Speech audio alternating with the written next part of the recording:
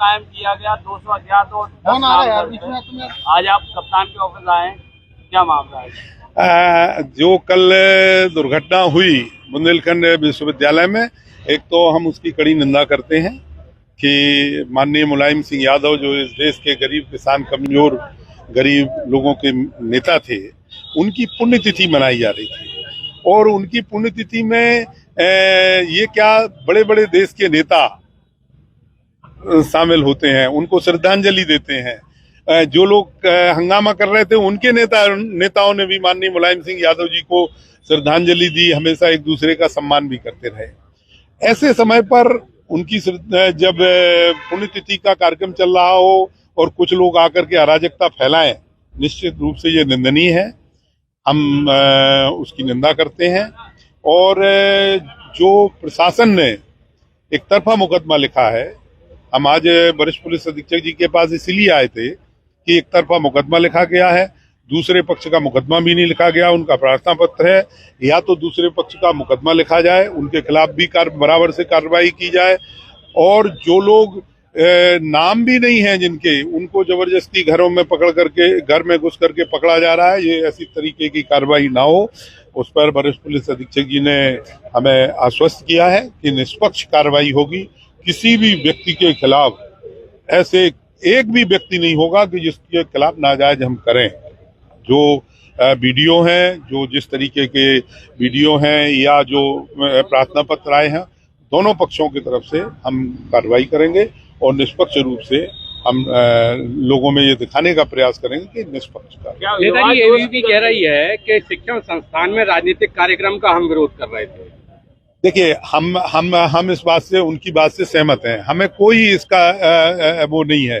वो विरोध कर रहे थे तो उनको विश्वविद्यालय प्रशासन का विरोध करना चाहिए। विश्वविद्यालय प्रशासन ने अनुमति दी, अनुमति के बाद कार्यक्रम हो रहा था। और उस कार्यक्रम में ऐसा नहीं था कि विश्वविद्यालय के बच्चे अकेले हों। भारत सरकार के पूर्व केंद्रीय मंत्री, हमारी पार्टी के पूर्व विधायक और कई सीनियर लोग वहां पहुंचे थे।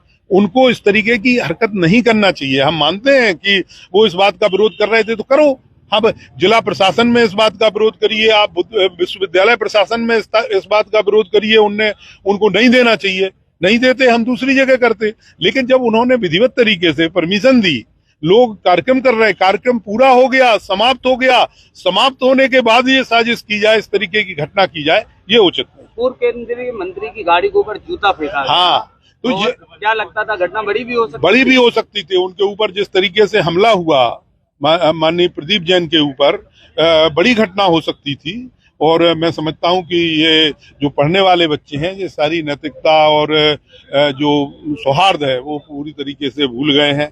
उन्हें ये भी पता नहीं कि भाई पूर्व केंद्रीय मंत्री हैं और आपके परिवार के आपसे बड़े हैं। इस तरीके विरोध तो दूसरे तरीके से भी हो सकता है। हम लोग विरोध करने आए हैं प्रशासन का, हम कोई प्रशासन की शाबाशी देने नहीं आए यहाँ। हम प्रशासन का विरोध करने ही आए हैं कि आप गलत कार्रवाई कर रहे हैं, एक तरफा कार्रवाई कर रहे हैं। लेकिन हम अपनी बात कहेंगे, तर्क रखेंगे, हम सारी बात रखेंगे और उसके बाद खत्म करेंगे।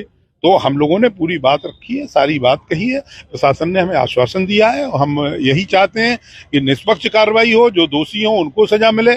और उन बच्चों से भी हम ये अपील करना चाहते हैं कि किसी के बहकाने में आने की आवश्यकता नहीं है। पढ़ाई, घर वालों ने कितनी मेहनत करके, प्रयास करके आपको पढ़ने के लिए यहाँ भेजा है, तो अच्छी तरीके से पढ़ाई पढ़ो। और अगर पढ़ोगे लिखोगे तो निश्चित रूप से आगे जीवन में आपको काम। विद्यार्थी परिषद के लोगों का कहना है पूर्व केंद्रीय मंत्री को तो करीब 3 घंटे घेर करके रखा है इन लोगों ने, उनकी गाड़ी नहीं निकलने दी।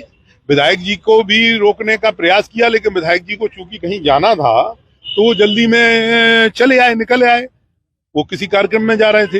लेकिन पूर्व मंत्री जी तो 3 घंटे तक बेचारे फंसे रहे। अच्छा नेताजी, आप कह रहे हैं कि किसी के बहकावे में नहीं आना चाहिए, तो क्या लगता है कौन बहका रहा है?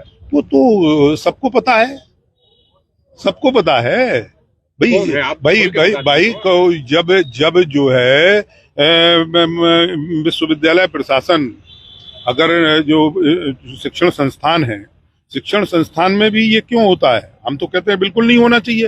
लेकिन शिक्षण संस्थाओं में ये सब जो है गतिविधियां करने की इजाजत किसने दी?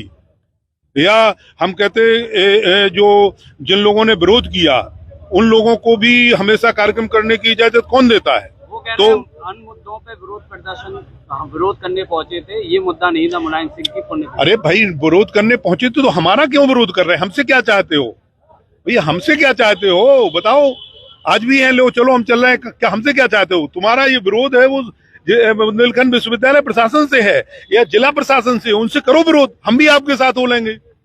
एबीवीपी के लोगों का आरोप है कि उनको वहां अब संतुष्ट तो होना ही पड़ेगा, विश्वास तो करना ही पड़ेगा प्रशासन का भाई, उन्हीं को कार्रवाई करना है। कल भी विश्वास किया था तो कल एक तरफा मुकदमा लिखा गया, आज फिर विश्वास कर रहे हैं, देखो क्या होता है। नहीं होगा, नहीं होगा तो कोई हाथ हमारे थोड़ी बांध दिए, हम आगे लड़ाई लड़ने का काम करेंगे, संघर्ष करेंगे। अगर दूसरी तरफ से मुकदमा नहीं लिखा जाता है तो क्या करें? हमने कहा तो कि आगे आगे और भी हम अपनी जो है वो बनाएंगे रूपरेखा, और आंदोलन की रूपरेखा बनाएंगे। ऐसे अन्याय नहीं सहते रहेंगे कि जिस तरीके से अन्याय हो रहा कि वो कहा जाता है, बुंदेलखंड में कहावत है, जबर मारे और रोन न दे। भाई आप जबरदस्ती जो है झगड़ा लेने आए, जबरदस्ती मारपीट की और उसके बाद मुकदमा भी लिखा दिया, तो ऐसे नहीं चलेगा ना। शीर्ष नेतृत्व का भी कुछ इस पर आया है, प्रतिक्रिया आई है, कुछ मार्गदर्शन आया आप लोगों को? अरे शीर्ष नेतृत्व तो अभी हम लोग शीर्ष नेतृत्व तक पहुंचे ही नहीं है, हम लोग ही बहुत हैं अभी। तो शीर्ष नेतृत्व जब हमारा हस्तक्षेप करेगा तब तो खलबली मच जाएगी पूरे प्रदेश में और देश में। अब अपने सपनों की पढ़ाई कीजिए अपने ही शहर के पास। सागर शहर से मात्र 12 मिनट की दूरी पर स्थित है ज्ञानवीर विश्वविद्यालय, जहां आपको मिले सुविधाजनक बस सेवा, आधुनिक कैंपस इंफ्रास्ट्रक्चर, अनुभवी शिक्षकगण और एक उज्जवल करियर की गारंटी।